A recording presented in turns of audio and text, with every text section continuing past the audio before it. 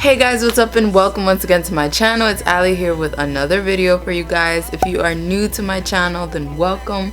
And if you've been rocking with me since day one, then welcome back. So today's video is going to be a March wrap up on the books that I finished reading in the month of March, and pretty much how I felt about them, how much I enjoyed them, or some of the dislikes that I may have run across while reading the books.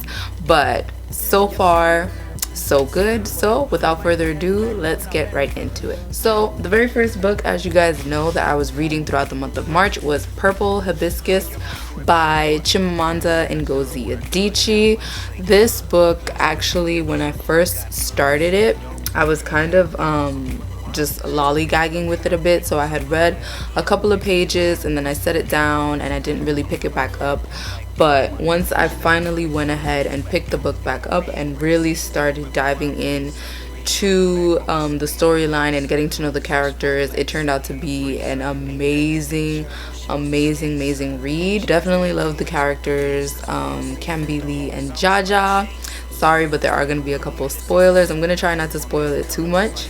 But definitely fell in love with all of the characters. I fell in love with the storyline. I think it was something really important. But pretty much it's about Kambili and Jaja, who grow up with their parents in a Christian household, and it's very much revolving around pretty much a very structured way of living. So they constantly have schedules. They're not really allowed to go out and hang out with friends as much, and pretty much what they end up seeing is the other side of life when they head over to Nasuka with their auntie Ifioma, who I thought was a great characterization of that person that kind of just opens up this door to an entirely new world that you never even knew of.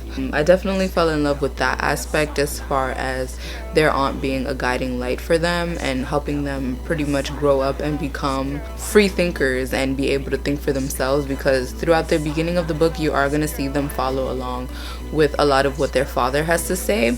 Especially Kambili, she's very much still tied to her father's way of thinking and his way of doing things, as opposed to wanting to break free as much as she may want to.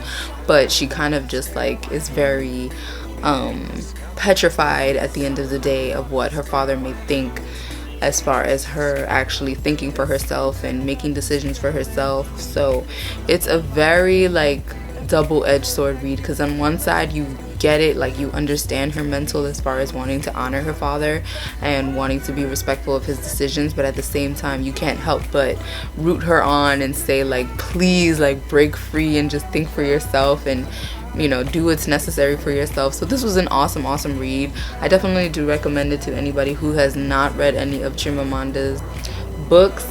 I absolutely love her. Since I read Americana, I've been hooked, and I definitely do plan to check out some more of her books. But this was an awesome read, and you will find it on my Goodreads list, which will be linked down below. So the next item, see what happens when you do too many clothing hauls. But the next book that I ended up reading for the month of March was actually this bad boy right here, which is The Night Circus by Erin Morgernstern. Now this book took me on an amazing ride. When I first purchased it, and I forget who exactly it was that I ran into that was reading this book, or I think I just saw it all over Instagram, and a lot of people were saying how it was a really great read and they very much enjoyed it. So this is a fantasy novel, if I'm not mistaken, but it just has so much magic, and it has an amazing love story between the two main characters within this book. At first, it actually doesn't even start off slow. As soon as you start reading the book, you're literally immersed in this world of magic and fantasy and knowing, and it's definitely a page turner, that much I will say. As soon as you start this book, you are definitely not gonna want to put it down. I finished this book in about, I want to say 4 to 5 days, which is usually my reading time just because I don't like to fly through books. But I absolutely love the storyline. I love the circus. The circus itself just brings so much life to all of the characters, as well as the storyline, as well as everything that they're going through and their way of trying to figure out how to get out of the circus, but at the same time still keep it alive for the many people that have come across it and have fallen in love with it. So I definitely love Celia's character as well as Marco. When they fell in love, I was just like, oh my gosh, like this is a really great read. So I definitely recommend it to anybody who is a fantasy lover and just loves to get lost in a really great book that has magic and illusions and so on and so forth. You will definitely enjoy this. And then lastly, the book that pulls at my heartstrings and I was raving about as soon as I started reading it has definitely got to be The Hate You Give by Angie Thomas. This book was ridiculous. Like, as soon as I started it, there were so many bits and pieces that were extremely relatable to my everyday life and just hanging out with my girlfriends, as well as everything that is going on in society today.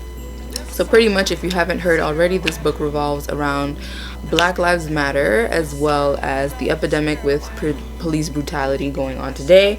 And the way that Angie Thomas writes and she just embodies the characters in this book is truly something to commemorate. So I definitely loved every single bit and piece of this book. Like, this book was amazing, to the point where I really want to reread it, because even when I finished it, I still felt like I need more of this. And I cried so many times while reading this book. I cried, I laughed, I was frustrated, I was upset, and I definitely related to the main character, Star. It's a lot of things in this book that brown girls, I feel, can definitely relate to, especially with everyday situations that we tend to run into, as far as figuring out who your real friends are, sometimes trying to save face and being someone that you're not, as well as, you know, just really trying to find your niche in the world and figuring out who you are as a person, at the same time honoring who you are as a person and not living up to anyone else's standards. So this was definitely a great read, and I highly recommend this to anybody, anyone. Like, please, if you have not read this book, I highly suggest it.